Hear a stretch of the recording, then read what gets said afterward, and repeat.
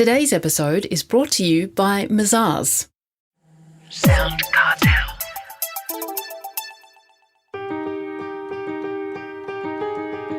From SoundCartel, I'm Nicole Goodman, and this is Business Essentials Daily.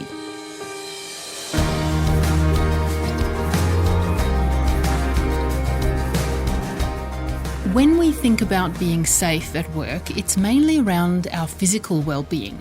So not getting injured on the job or becoming unwell from the work environment. Psychological safety is essentially the mental health equivalent, something more and more businesses are building into their safety offering as the topic of mental health becomes less taboo, whilst also being a $17 billion cost to the Australian economy. Liz Ralph is the learning manager at Lysander, an award-winning leadership consultancy that supports businesses across a variety of industries in shaping leadership development and cultural transformation. She says conditions like behaviours, systems, culture and language can improve and support our mental health, or they can damage it. So, how can you identify poor psychological safety in your workplace and build a robust framework that delivers results for staff and the business? Liz is explaining to me. The way that we can assess and measure whether we have good psychological safety or poor psychological safety is by identifying and giving a language to psychosocial hazards. So these are the hazards in our workplace that we can identify and assess whether they are destructive to our mental health or supportive to our mental health. So Liz, what are some of the psychosocial hazards? Okay, so some are really obvious and visible. So high levels of conflict in our workplace will damage our mental health. Yeah. Okay, they'll undermine our psychological safety in that workplace. Things like job control. When we have a high level of job control, it's good for our mental health. It's good for our psychological safety when that reduces the risk of our mental health being undermined or damaged increases. Some are really obvious, like unreasonable job demands, not being adequately trained for the job that we have to do, low recognition and acknowledgement of our work. People, I think, can easily believe or understand that these things might be optional extras in a workplace. You know, that I go to work and I do my thing and I expect everyone else just to do the thing and tick the boxes and do the job, and how we recognise that or how I acknowledge someone's effort, that shouldn't have to matter. But it actually does matter. And so we can have more influence over creating a psychologically safe workplace than we think we can in some cases. So with that in mind, Liz, what does psychological safety look like when it's good? When psychological safety is good, we see teams that collaborate and work really well together. And they do that because there are high levels of trust. Diversity of thinking and experience is welcomed and it's included when it's brought to the table. People can feel free to express a concern or ask for help, ask a question, even test the status quo, and they're not going to be attacked, they're not going to be shut down or ignored or belittled. So when we have these sorts of conditions, people work much better. They can be innovative, they can think more creatively, they understand that by speaking out, they're not going to be shut down or ignored. And so the productivity actually increases. Yeah. If you look in a workplace, you might not be able to spot these conditions, right? Yeah. But if you drill down with employees and you ask them, do you feel safe to speak up if you don't understand something in a meeting? Do you feel safe to disagree with other people in your team without fear of being ignored or shut down or attacked? Do you feel safe and do you feel comfortable asking for extra training? Or do we live in artificial harmony? People are too afraid to speak up. People don't know how to resolve problems and they just get on with it and internalise perhaps, the discomfort or not understanding or feeling unheard. And so workplaces with high levels of psychological safety are more creative, better team cohesion, people are happier and their well-being is supported, and that comes through in the work that they're doing. It's so interesting because culturally, certainly in the past, the tradition has been for businesses to expect productivity through an almost autocratic top-down approach as opposed to giving employees agency. And I think that's a really good point that you raise, because I know that undoubtedly for many leaders that can feel quite confronting. There would be, a question around, well, how do I get people to do the job if I'm not like that? That's how they've grown in their role. That's the role modelling they've had, and that's what's got them the results that they need at that time. So what we understand is that it's really important that leaders can build different capabilities and understand what inspirational leadership looks like, transformational leadership, collaborative and participative leadership. These are all styles of leadership that get results without the cost to our mental health, and actually produce results that are very often better.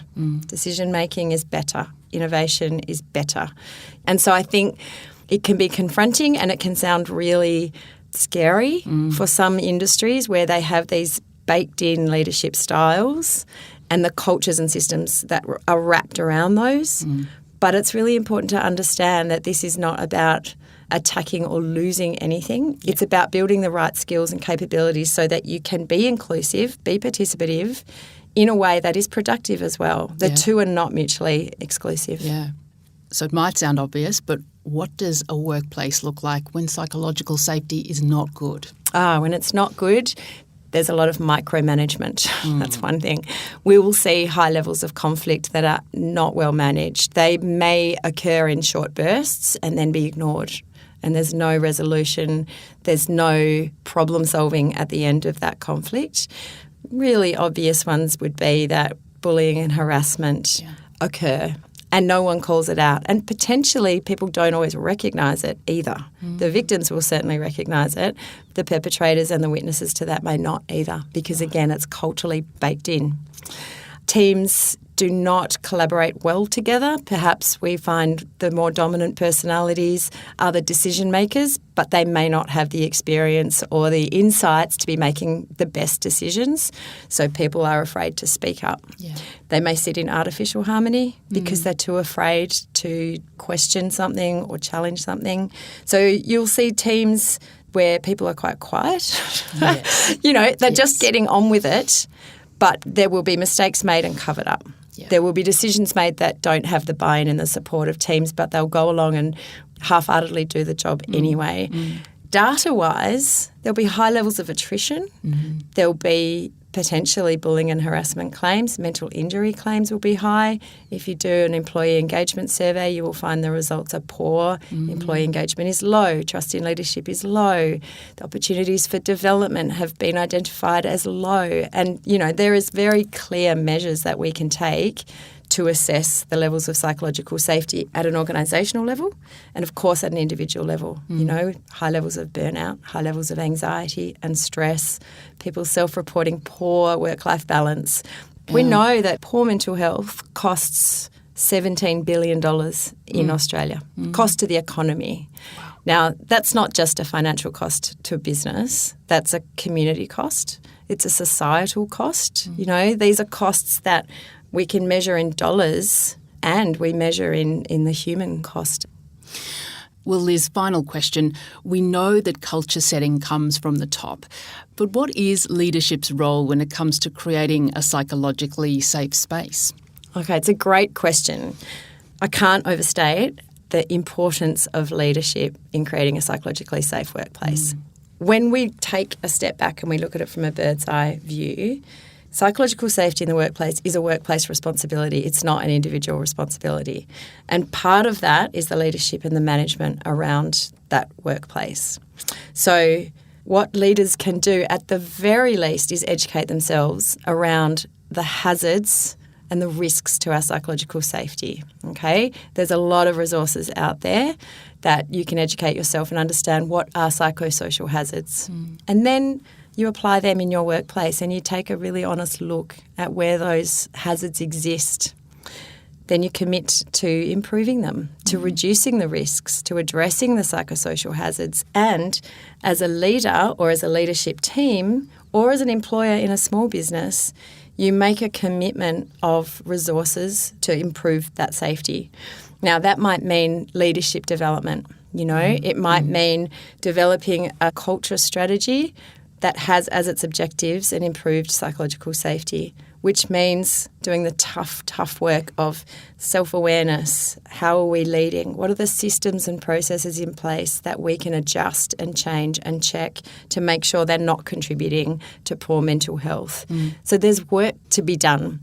And our baseline can be different depending on the industry we're in. We do a lot of work in the construction and infrastructure industry, and they have a really clear need to improve psychological safety. And the leadership in some of those organisations is highly committed, not just the awareness piece and understanding what the problems are in their industry, but also committing resources, time, money, additional support where they need it to making a difference, and understanding that it's a journey. Just like we did with physical health and safety in our workplaces, this is a journey, and we're right at the beginning of that journey. And that's okay, That is where leaders have the role, really. They are the critical change makers. They might not know how to do that at the beginning of the journey, but they can certainly find the support to help them develop. They will get the results, short-term and long-term. That was Liz Ralph, Learning Manager at Lysander.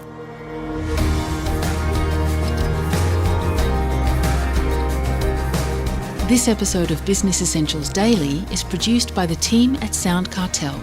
Thanks for listening. I'm Nicole Goodman. We'll bring you more Be Daily tomorrow.